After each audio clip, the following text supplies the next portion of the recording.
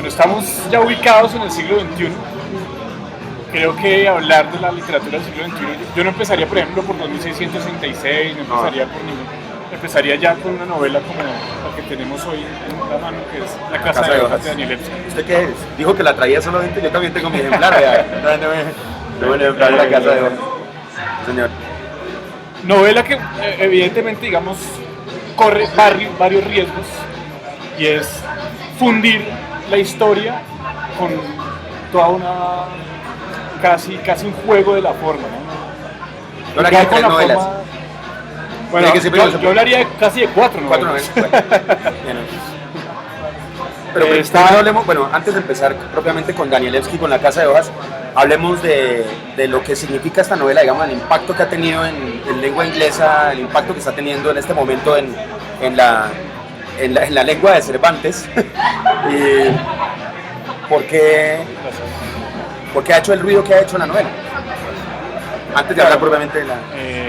Bueno, yo supongo, ¿no?, que primero por ese tipo de...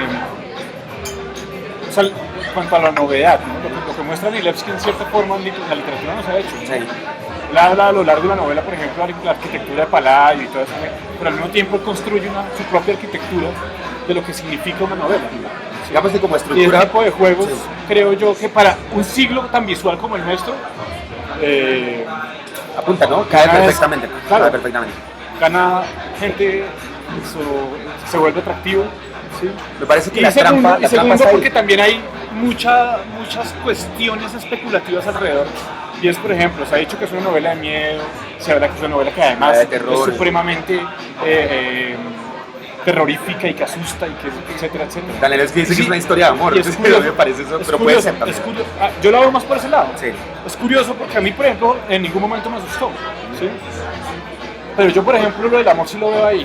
Y es curioso Si es que la literatura de terror se escribió para asustar gente, que yo no creo, bueno, pero eso es otra discusión, eso es una discusión de otro día. Sí, no, está lógicamente circunscrita en el terror, pero yo lo veo desde lo de Rilke, ¿no? ¿Sí? Ah, bueno, en ese sentido, digamos. Pero ya pensándolo en eso, en asustarse y creer que ese diálogo entre el miedo, el suspenso y mis emociones, eso es lo que yo llamo terror, pues ahí esta novela está en otro lugar. Por supuesto que no, ¿sí? Por supuesto que no. La veo como una reflexión sobre la locura o como una historia de la locura. Son varios tipos de locura, ¿no? Ojo, yo sí veo la locura, sí, está bien, pero la locura mediada por las relaciones sociales. Claro, la madre y el hijo, por ejemplo. La madre, el diario de la madre. ¿Cómo se llama? Davidson con la esposa. Correcto, sí, con que el matrimonio, ¿no? Él empieza a hacer todo este proyecto quijotesco de grabar absolutamente todo, irse a una casa, es para estar más tiempo con ella. Para arreglar su matrimonio. Y fíjese que siempre que habla de ella... le ha sido infiel a él, ¿no? Muchas fíjese veces, que siempre que hablan de ella, hay una referencia con Erika Jung. ¿Sí? Y esa cuestión de la liberación sexual. Por un libro de Erika Jung. Sí. Lo citan entre líneas, Miedo a volar, de Erika Jung, ¿no? Que es un clásico de la contracultura, bueno, de los años 70. Hay una cosa, pero yo quería hablar de la locura porque Danielewski rompe con un patrón que había puesto Henry James a principios del siglo XX. Decía que una novela narrada por un loco era una cosa que no tenía mayor sentido, ¿sí? Que no, pero aquí, ¿quién la narra? No, es que no se sabe. El cine. Hay un documental. El expediente que también es una ruptura con lo cinematográfico, ¿no? Hay toda una cantidad de ejemplos sobre lo que ya no puede hacer el cine, sobre lo que ya la fotografía ya no podrá, que la fotografía es intervenida. No sé si recuerda, casi en la mitad de la novela, cuando habla de la fotografía en la prensa y el fotoperiodismo y todo ese tipo de cosas, que eso dice Danielewski ya terminará siendo documentos más para la validez no humana ni histórica, sino para la validez estética, ¿sí? Porque eso no tiene referencias de nada. ¿Por qué? Porque han sido todos manipulados. En cambio, un documental como el que está emprendiendo Davidson, eso sí tiene todo, no se puede intervenir, dice. ¿Sí? Ese tío también es un misterio, ¿no? Claro que sí.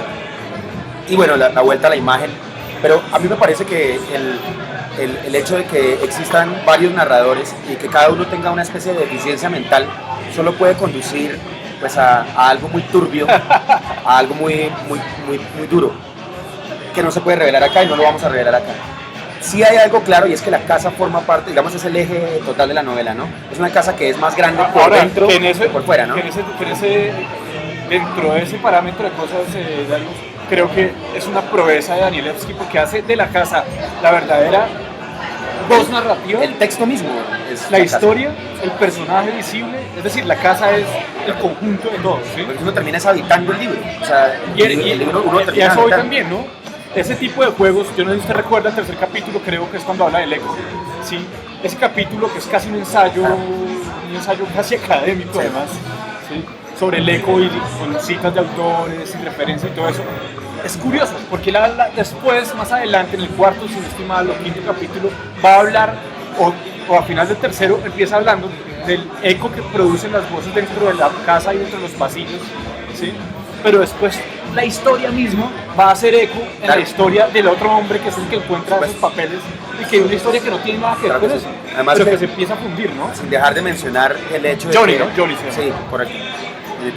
No hay que dejar de mencionar el hecho de que la hija del hombre que habita la casa tiene ecolalia, ¿no? Una enfermedad que tiene mucho que ver con el eco. Ella repite las palabras que oye de las otras personas. Sí, tremendo. ¿Qué valor puede tener una novela tan larga, una novela tan extensa en esta época? Hay una cosa, eso sí, es algo que me inquieta muchísimo. Hay una cosa y es que a mí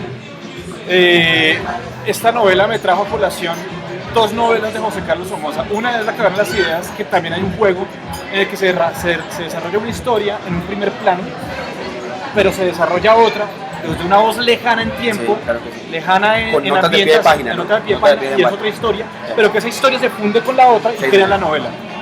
Y es curioso, eso es lo que pasa acá y eso pasa en La Caverna de las Ideas. No, porque uno va conociendo la historia del tipo que y al mismo encuentra tiempo, los papeles y a medida que va leyendo los pies de páginas. Y al mismo tiempo, con otra historia, con otra novela de José Carlos Somoza que es de terror, que se llama La Dama número 13, que es un laberinto que empieza a abrirse a partir de sueños.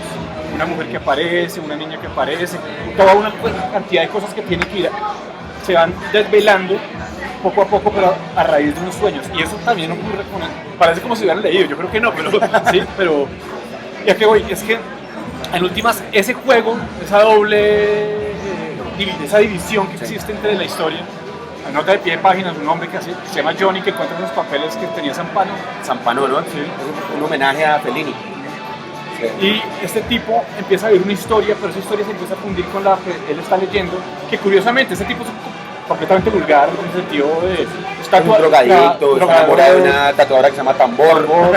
Sí, se la pasa apoyando de chica en chica, de chica en chica, de cama en cama. Enamorado. Y sus preocupaciones, toda su ontología, sus preocupaciones ontológicas son las falsas. Pero lo friega el libro. Pero curiosamente él empieza lo destruye, ¿no? A sentirse interesado por ese libro, cosa que me parece curiosa, y empieza también a sentir ciertas alucinaciones, a ver ciertas cosas, a presenciar ciertas cosas, que por ejemplo no se recuerda cuando lo rasguñan, etcétera, etcétera, etcétera. ¿Sí? Entonces se van fundiendo esas historias y al mismo tiempo van surgiendo otras historias, ¿no? La de este tipo que, a los exploradores de la casa, un tipo que prepara toda la exploración del termina volviendo loco y matando. Hay una serie de crímenes ahí. Psicopatía absoluta. Ahí es donde recuerdo a Shakespeare, porque a usted le recuerda a José Carlos Somoza, yo sin ánimo de aparecer como una especie de erudito, pero es una novela shakespeariana. Cuando aparece Harold Bloom, por ejemplo, que puede ser una novela borgiana también. También, ¿no? claro. Luego los laberintos de la ceguera también. Acuérdense que él empieza a hablar de la ceguera e inmediatamente mete la ceguera con el laberinto, ¿no? Convergen las dos inmediatamente. Hay algo que quería decir y es que esa historia, eso que hemos contado, digamos, hemos narrado de a pocos, no sé qué relación tenga con la presentación misma del libro. Bueno, el libro es un derroche y un desborde de páginas. Decía el diseñador del libro hace poco, lo vi, decía que ninguna página es igual a la otra, ¿no? Ninguna de las 600 páginas o más que tiene la novela se parece a la otra. ¿Por qué querrá Danielewski hacer eso? Digamos, como para enganchar a un lector que está tan acostumbrado a la imagen. Ahora ¿para qué, no? ¿Qué sentido? Sí.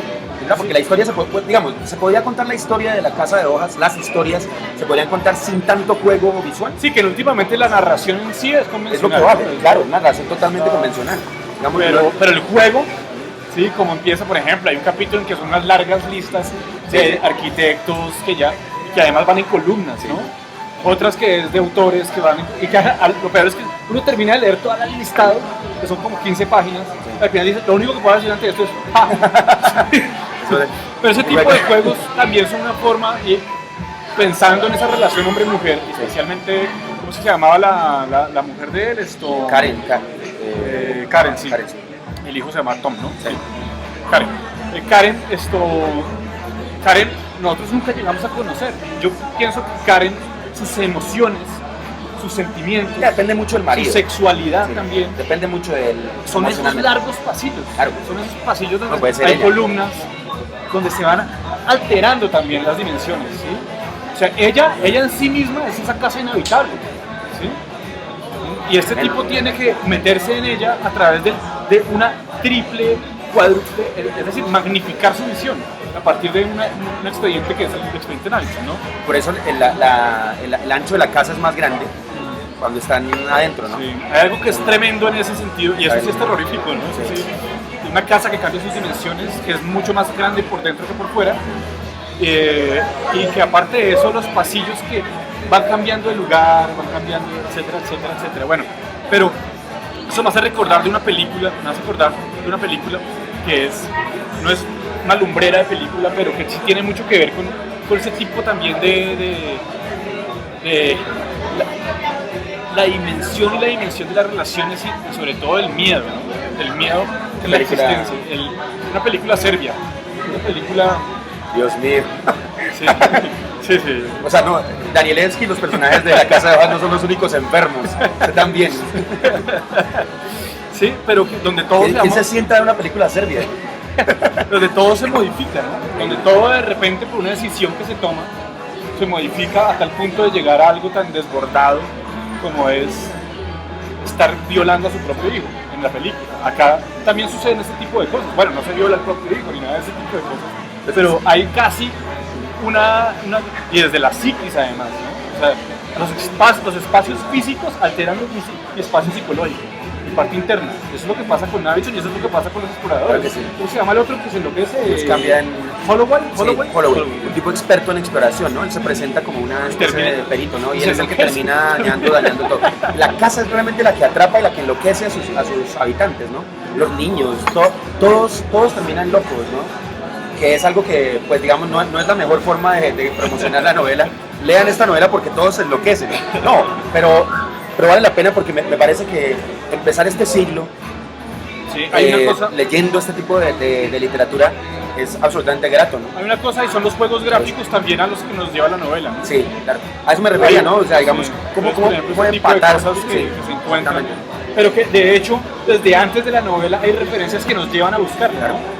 Por ejemplo, y hay un bueno, no lo voy a buscar porque me demoraría más que buscando los significados de ambos, pero hay una parte donde Zampano, si no estoy mal, es el que nos lleva a que busquemos un poema en el que se habla de una casa, y esa casa se habla de Dios, y se citan los evangelios, y es al final del libro donde está, pero y es un poema precioso donde dicen la casa no era ni la casa de Dios, ni la casa, ni siquiera la casa misma era Dios.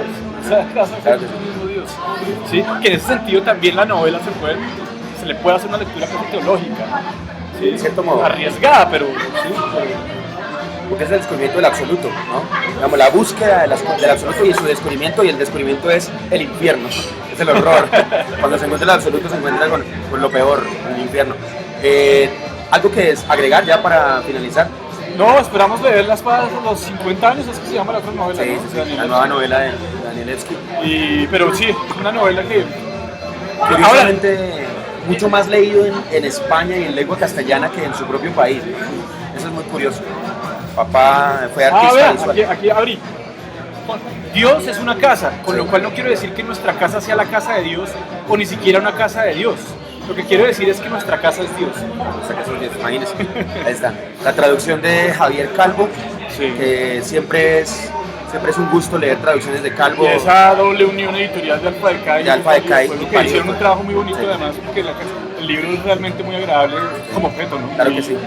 Un saludo a Ana S. Pareja, que es la que permite esto, al señor José Luis Amores, al diseñador, que no recuerdo el nombre del diseñador en español de esta novela. Un saludo a Danielewski. A Danielewski. A Marc Zampano, Danielewski. Sí. Un saludo a todos los dementes que permiten que leamos estas novelas extrañas que están empezando este siglo.